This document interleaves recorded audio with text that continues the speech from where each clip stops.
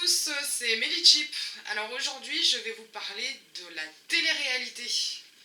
Alors la télé-réalité, à la base, ça a été créé comme un divertissement.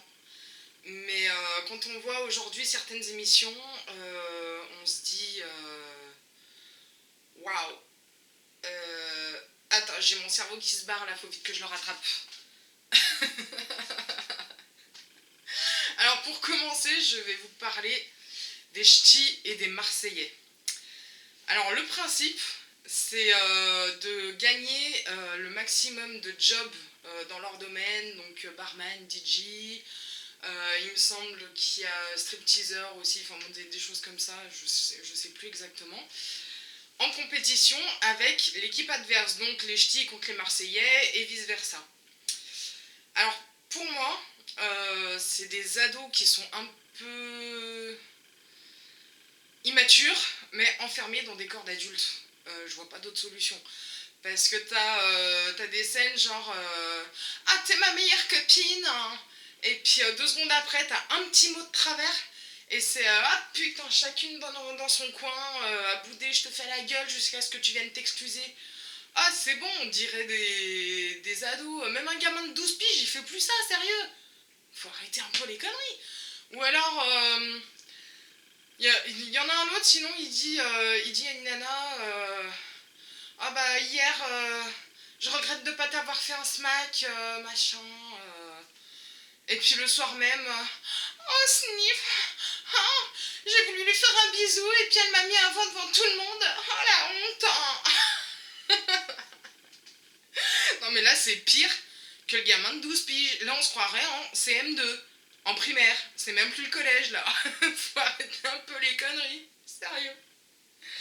Alors dans le même délire, il y a les anges de la télé-réalité. C'est quoi le principe de cette émission, sérieux?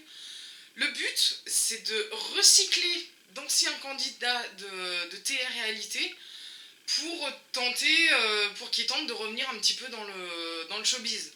C'est juste pour se remontrer, voilà, on a existé, on existe encore, voilà. Bah, dans ce cas, t'appelles Paris Hilton et puis elle te, elle te met une... elle te donne un coup de pouce parce que là, c'est pas possible. Alors, les anges de la télé-réalité, justement, c'est de se remettre en avant, mais réfléchis un coup. Si t'avais du talent et qu'on avait pu te repérer la première fois, et qu'est-ce qui te fait croire que ça va marcher la seconde fois? Surtout avec une mission à la con qui n'a aucun principe de base. Sérieusement.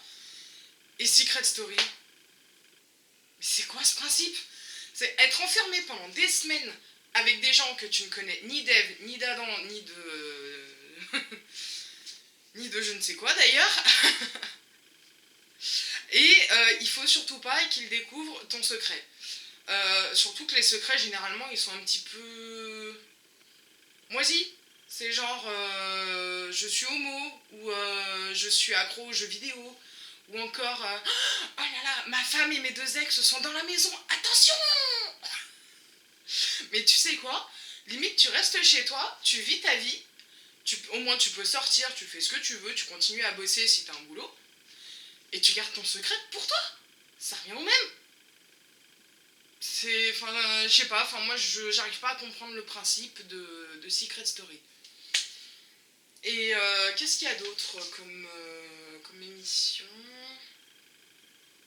Et koh. On en parle un peu ou pas? Bon, je reconnais, c'est pas non plus la pire des émissions de télé-réalité, koh.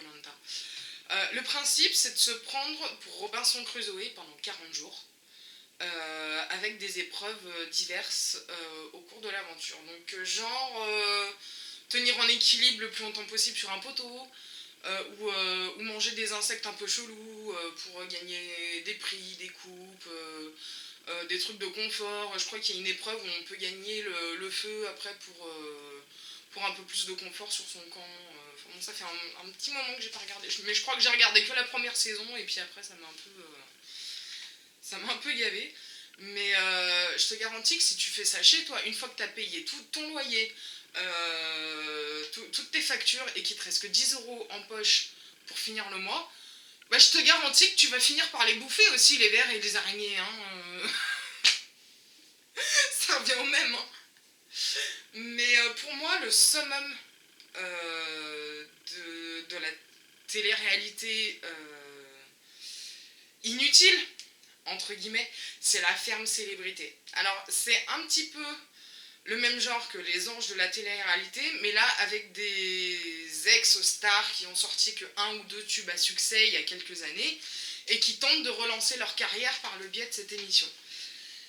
Mais si tu réfléchis bien, la ferme célébrité t'envoie des mecs et des nanas ramasser la bouse des vaches et donner du foin aux chèvres en talons aiguilles avec un chapeau de cobaye. Non mais faut arrêter un peu le délire là. Hein. Voilà. Alors pour l'instant c'est tout pour moi. Je reviens très vite vers vous avec une prochaine vidéo. J'espère en tout cas que cette vidéo vous a plu.